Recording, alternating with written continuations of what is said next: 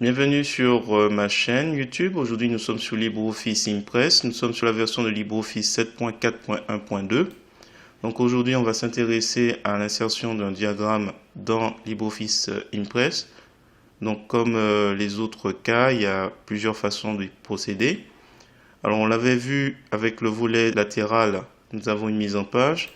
On peut définir une structure pour nos contenus. On va prendre celui-là, titre et un contenu. Et on voit que parmi les nombreux symboles qu'on a déjà vus, donc tableau, insérer un fichier vidéo, insérer une image, il y a aussi insérer un diagramme. Donc là, c'est très intéressant quand vous avez très peu de données pour afficher. Indiquer dans chaque élément. Je sais pas, là on a pris colonne, mais si c'était pas une colonne, vous pouvez choisir le type de données. Donc là, par exemple, ligne. Et choisir ici par point.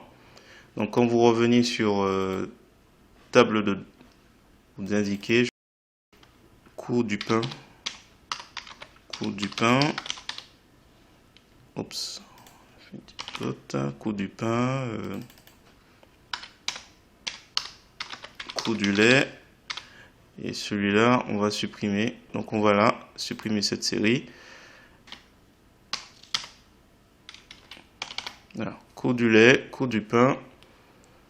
Donc là, les lignes, c'est autant les lignes qu'on a définies. Donc, je sais pas moi, ça peut être août. Ouais. Août. Ici, septembre. Alors, c'est plus intéressant de faire ça quand vous avez très peu de données.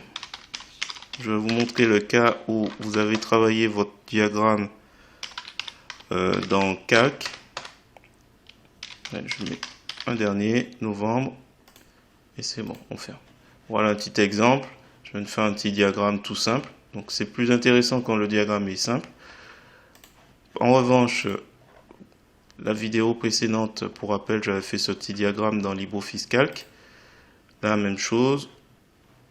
Là, ce sera un petit peu différent. Vous copiez, mais quand vous allez revenir sur ici, alors je fais un nouveau diagramme. On ne va pas prendre de contenu. Si vous faites coller, on se retrouve avec quelque chose de très imposant.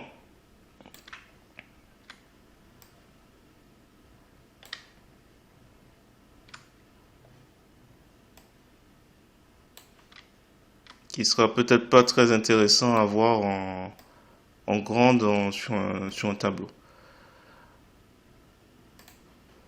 Donc ensuite, quand vous double-cliquez, vous atterrissez donc avec en haut ici donc table des données. Je refais donc table des données. Quand vous cliquez, vous retrouvez les valeurs qui ont été saisies dans Calc. Donc voilà. Donc là, c'est beaucoup plus agréable à l'œil de voir un graphique tout simple que ça. À vous de voir. Voilà. Donc là, c'était la présentation de diagramme. J'espère que cette petite vidéo vous a plu. Si c'est le cas, je vous remercie de me mettre un pouce vers le haut et de me laisser un commentaire. Et n'hésitez pas également à vous abonner à ma chaîne pour voir d'autres contenus de ce genre. Et sur ce, je vous dis à bientôt, soit sur LibreOffice, GIMP ou Gmic.